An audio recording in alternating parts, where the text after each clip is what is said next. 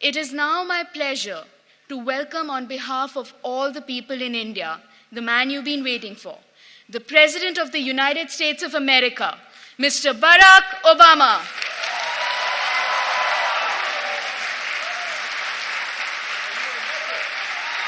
You're very good. Thank you. That was fabulous. Thank you. We're very proud of you. Thank you so much. Thank you. Namaste. Thank you so much. Thank you so much, Neha, for what a wonderful introduction.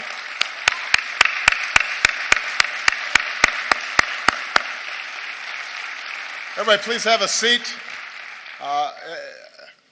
Nothing fills me with more hope than when I hear incredible young people like Neha and all the outstanding work that she's doing on behalf of India's youth and for representing this nation's energy and its optimism and its idealism. She makes me very, very proud. And I'm sure, I think that may be her. Is that somebody related to you? Okay, because we just had a chance to meet, and she's beaming with pride right now, sitting next to you. Give Neha a big round of applause once again.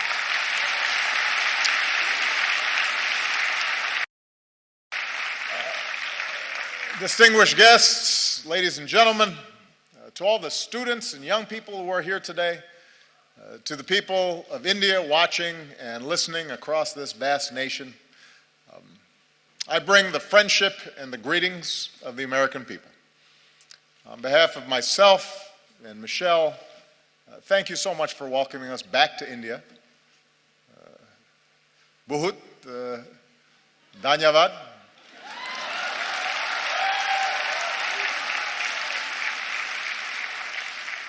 It has been a great honor to be the first American president to join you for Republic Day.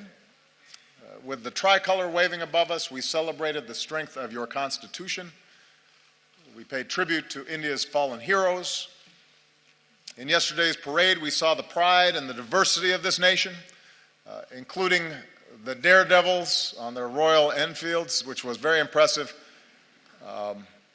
Secret Service does not let me ride motorcycles, especially not on my head. I realize that the sight of an American president as your chief guest on Republic Day would once have seemed unimaginable, but my visit reflects the possibilities of a new moment. As I've said many times, I believe that the relationship between India and the United States can be one of the defining partnerships of the century. When I spoke to your parliament on my last visit, I laid out my vision for how our two nations can build that partnership. And today I want to speak directly to you, the people of India, about what I believe we can achieve together and how we can do it. And my commitment to a new chapter between our countries flows from the deep friendship between our people. And Michelle and I have felt it ourselves. I recognized India with the first state visit of my presidency, where we also danced to some pretty good Bhangra. For the first time, we brought Diwali to the White House. On our last celebration here,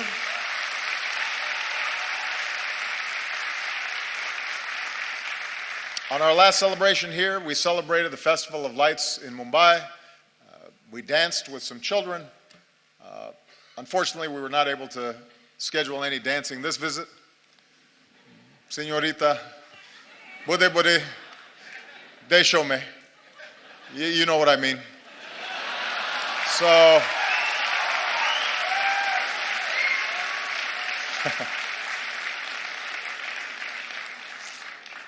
everybody said, by the way, how much better a dancer Michelle was than me, which hurt my feelings a little bit.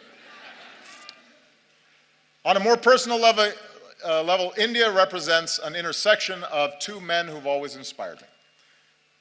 When Reverend Dr. Martin Luther King Jr. was protesting racial segregation in the United States, he said that his guiding light was Mahatma Gandhi. When Dr. King came to India, he said that being here in Gandhi's land reaffirmed his conviction that in the struggle for justice and human dignity, the most potent weapon of all is nonviolent resistance. And those two great souls are why we can gather here today, Indians and Americans, equal and free. And there's another link that binds us. More than 100 years ago, America welcomed a son of India, Swami Vivekananda. And Swami Vivekananda helped bring Hinduism and yoga to our country. And he came to my hometown of Chicago. And there, at a great gathering of religious leaders, he spoke of his faith and the divinity in every soul and the purity of love. And he began his speech with a simple greeting: sisters and brothers of America. So today, let me say, sisters and brothers of India.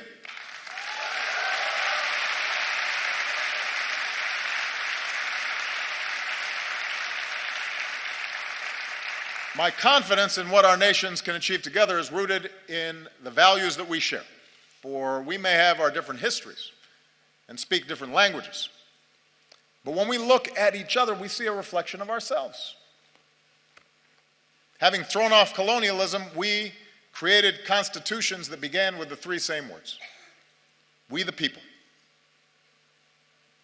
As societies that celebrate knowledge and innovation, we transformed ourselves into high-tech hubs of the global economy. Together, we unlocked new discoveries, from the particles of creation to outer space. And we are among the few nations to have gone to both the moon and to Mars.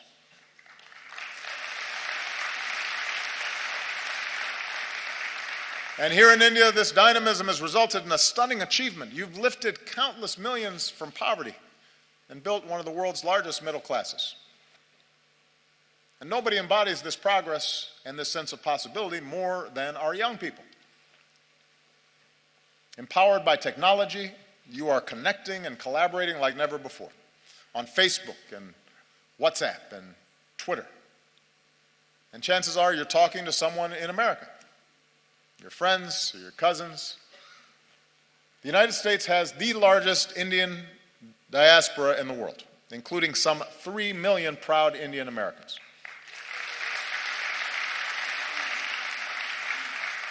And they make America stronger, and they tie us together. Bonds of family and friendship that allow us to share in each other's success. So for all these reasons, India and the United States are not just natural partners. I believe America can be India's best partner. I believe that.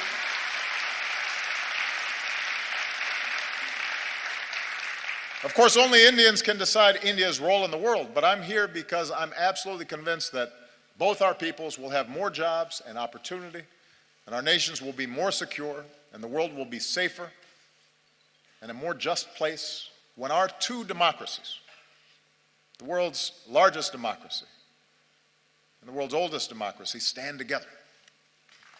I believe that. So here in New Delhi, Prime Minister Modi and I have begun this work anew, and here's what I think we can do together.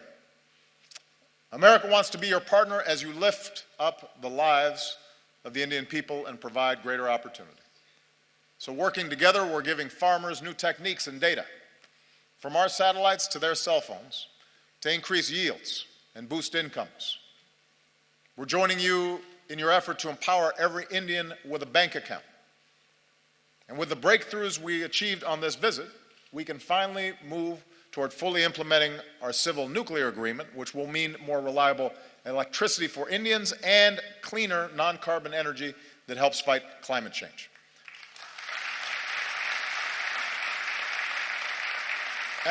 And I don't have to describe for you what more electricity means. Students being able to study at night, businesses being able to stay open longer and hire more workers, farmers being able to use mechanized tools that increase their productivity, whole communities seeing more prosperity. In recent years, India has lifted more people out of poverty than any other country, and now we have a historic opportunity with India leading the way to end the injustice of extreme poverty all around the world.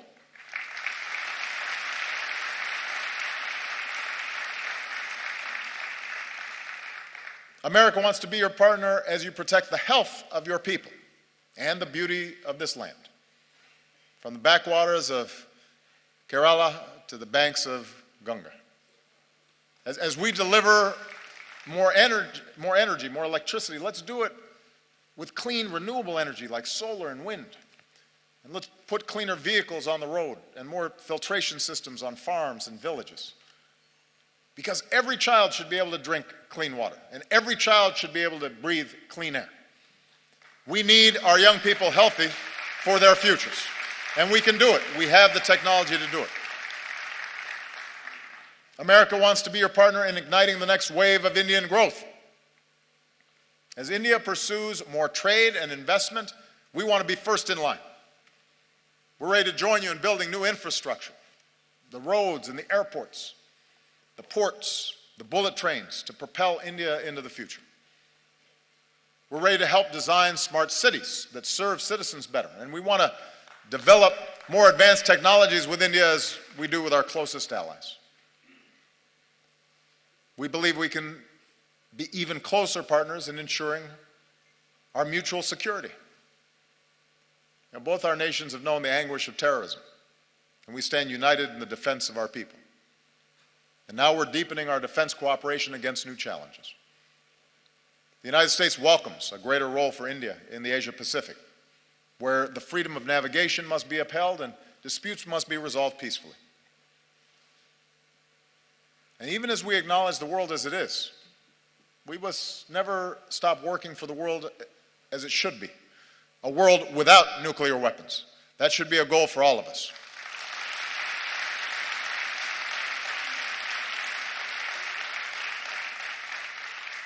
I believe if we're going to be true global partners, then our two nations must do more around the world together.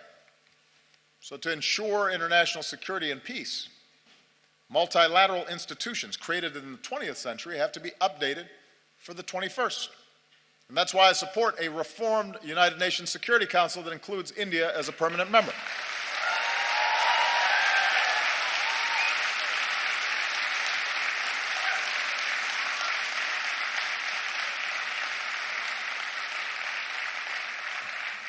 Of course, as I've said before, with power comes responsibility.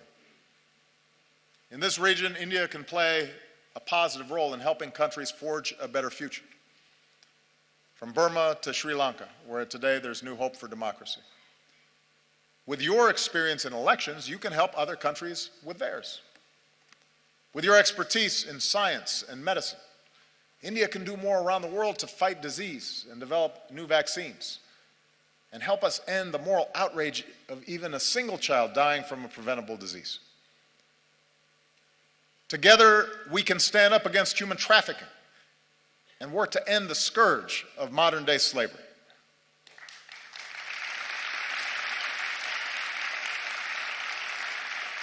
And being global partners means confronting the urgent global challenge of climate change. With rising seas, melting Himalayan glaciers, more unpredictable monsoons, cyclones getting stronger, few countries will be more affected by a warmer planet than India. Now, the United States recognizes our part in creating this problem, so we're leading the global effort to combat it. And today I can say that America's carbon pollution is near its lowest level in almost 2 decades. I know the argument made by some that it's unfair for countries like the United States to ask developing nations and emerging economies like India to reduce your dependence on the same fossil fuels that help power our growth for more than a century. But here's the truth. Even if countries like the United States curb our emissions, if countries that are growing rapidly like India, with soaring energy needs, don't also embrace cleaner fuels, then we don't stand a chance against climate change. So we welcome India's ambitious targets for generating more clean energy. We'll continue to help India deal with the impacts of climate change, because you shouldn't have to bear that burden alone. And as we keep working for a strong global agreement on climate change, It's young people like you who have to speak up so we can protect this planet for your generation. I'll be gone when the worst effects happen. It's your generation and your children that are going to be impacted. And that's why it's urgent that we begin this work right now. Development that lifts up the lives and health of our people, trade and economic partnerships that reduce poverty and create opportunity, leadership in the world that defends our security and advances human dignity and protects our planet. That's what I believe India and America can do together. So with the rest of my time, I want to discuss how we can do it. Because in big and diverse societies like ours, progress ultimately depends on something more basic, and that is how we see each other. And we know from experience what makes nations strong. Neha, I think, did a great job of describing the essence of what's important here. We are strongest when we see the inherent dignity in every human being. Look at our countries, the incredible diversity, even here in this hall. India is defined by countless languages and dialects in every color and caste and creed, gender and orientations. And likewise in America, we're black and white and Latino and Asian and Indian American and Native American. Your Constitution begins with the pledge to uphold the dignity of the individual. And our Declaration of Independence proclaims that all men are created equal. In both our countries, generations have worked to live up to these ideals. And when he came to India, Martin Luther King Jr. was introduced to some school children as a fellow untouchable. My grandfather was a cook for the British Army in Kenya. The distant branches of Michelle's family tree include both slaves and slave owners. When we were born, people who looked like us still couldn't vote in some parts of the country. Even as America has blessed us with extraordinary opportunities, there were moments in my life where I've been treated differently because of the color of my skin.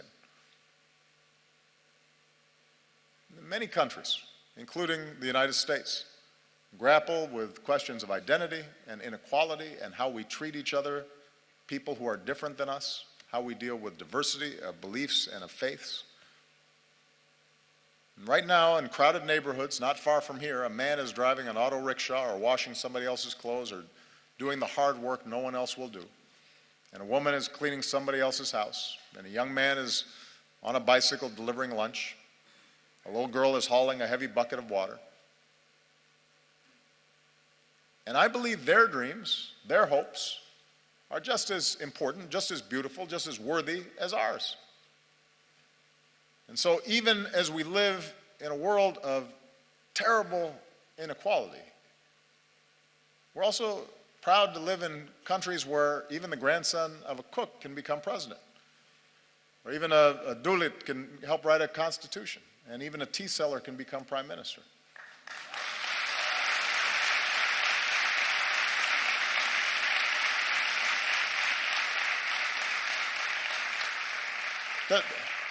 The point is that the aim of our work must be not to just have a few do well, but to have everybody have a chance. Everybody who's willing to work for it have the ability to dream big and then reach those dreams. Our nations are strongest when we uphold the equality of all our people, and that includes our women. Now, you may have noticed I am married to a very strong and talented woman. Michelle is not afraid to speak her mind or tell me when I'm wrong, which happens frequently. And we have two beautiful daughters, so I'm surrounded by smart, strong women. And in raising our girls, we've tried to instill in them basic values. A sense of compassion for others and respect for themselves and the confidence that they can go as far as their imaginations and abilities will carry them. And as part of Michelle's work as First Lady, she's met with women and girls around the world, including here in India, to let them know that America believes in them too. In the United States, we're still working to make sure that women and girls have all the opportunities they deserve and that they're treated equally. And we have some great role models, including here today the former Speaker of our House of Representatives, Nancy Pelosi, who was the first woman Speaker of the House and my great partner.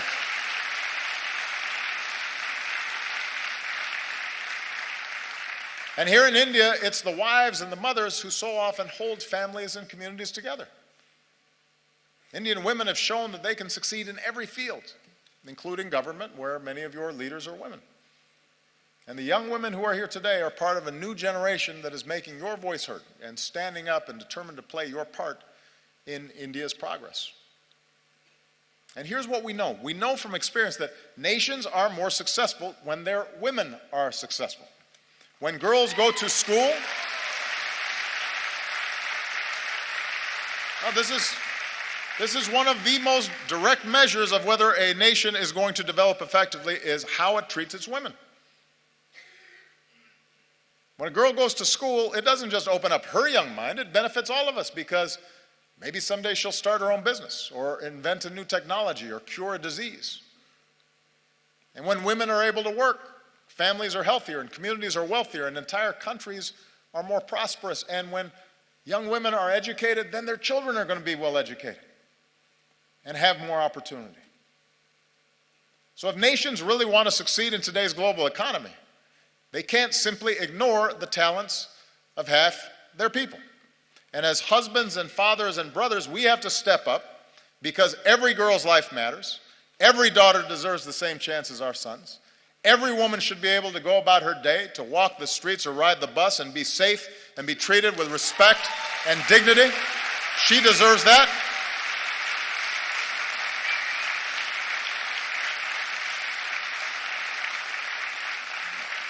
And one of the favorite things about this trip for me has been to see all these incredible Indian women in the armed forces, including the person who commanded the guard that greeted me when I arrived.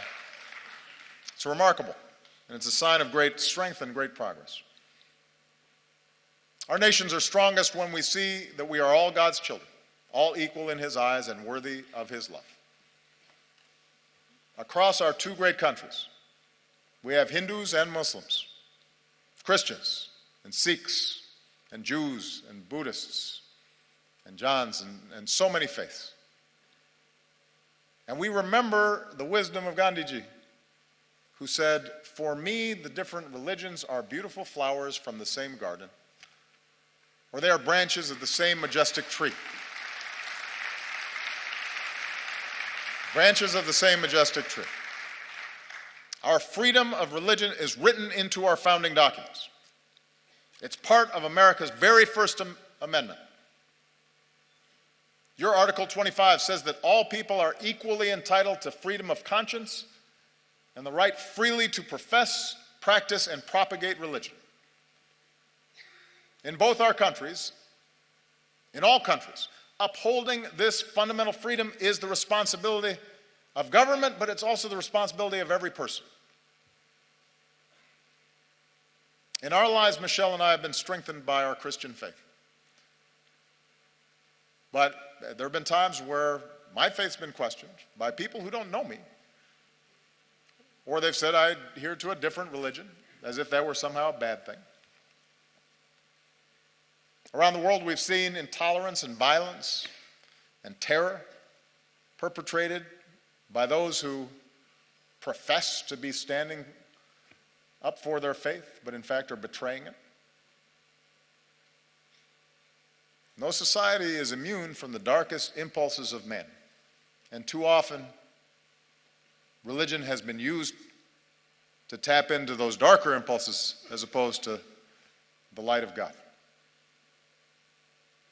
3 years ago in our state of Wisconsin, back in the United States, a man went into a Sikh temple and in a terrible act of violence killed 6 innocent people, Americans and Indians. And in that moment of shared grief, our two countries reaffirmed a basic truth, as we must again today. that every person has the right to practice their faith how they choose, or to practice no faith at all, and to do so free of persecution and fear and discrimination.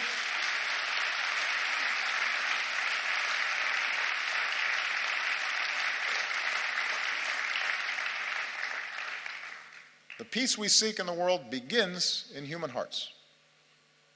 And it finds its glorious expression when we look beyond any differences in religion or tribe and rejoice in the beauty of every soul. And nowhere is that more important than India. Nowhere is it going to be more necessary for that foundational value to be upheld. India will succeed so long as it is not splintered along the lines of religious faith, so long it's not splintered along any lines and is unified as one nation. And it's when all Indians, whatever your faith, go to the movies and applaud actors like Shahrukh Khan. Yeah, and when you celebrate athletes like Milkha Singh or Mary Kom. And every Indian can take pride in the courage of a humanitarian who liberates boys and girls from forced labor and exploitation, who's here today. Kailash Satyarthi, our most recent winner of the Nobel Prize for Peace. So that's what unifies us. Do we act with compassion and empathy? Are we measured by our efforts, by what Dr. King called the content of our character, rather than the color of our skin or the manner in which we worship our God? In both our countries, in India and in America, our diversity is our strength, and we have to guard against any efforts to divide ourselves along sectarian lines or any other lines. And if we do that well, if America shows itself as an example of its diversity and yet the capacity to live together and work together in common effort, in common purpose, if India, as massive as it is, with so much diversity, so many differences, is able to continually affirm its democracy, that is an example for every other country on earth. That's what makes us world leaders. Not just the size of our economy or the number of weapons we have, but our ability to show the way in how we work together and how much respect we show each other. And finally, our nations are strongest when we empower our young people. Because ultimately, you're the one who has to break down these old stereotypes and these old barriers, these old ways of thinking. You know, prejudices and stereotypes and assumptions, those are what happens to old minds like mine. You know, I'm getting gray hair now. I was more youthful when I first started this office. And that's why young people are so important in these efforts. You know, here in India, most people are under 35 years old. And India is on track to become the world's most populous country. So young Indians like you aren't just going to define the future of this nation, you're going to shape the world. Like young people everywhere, you want to get an education and find a good job and make your mark, and it's not easy. But in our two countries, it's possible. Remember, Michelle and I don't come from wealthy backgrounds or famous families. Our families didn't have a lot of money. We did have parents and teachers and communities that cared about us, and with the help of scholarships and student loans, we were able to attend some of the best schools in the world. Without that education, we wouldn't be here today. So whether it's in America or here in India or around the world, we believe young people like you ought to have every chance to pursue your dreams as well. So as India builds new community colleges, we'll link you with our own, so more young people graduate with the skills and training to succeed. We'll increase collaborations between our colleges and universities and help create the next Indian Institute of Technology. And we'll encourage young entrepreneurs who want to start a business And we'll increase exchanges because I want more American students coming to India and more Indian students coming to America.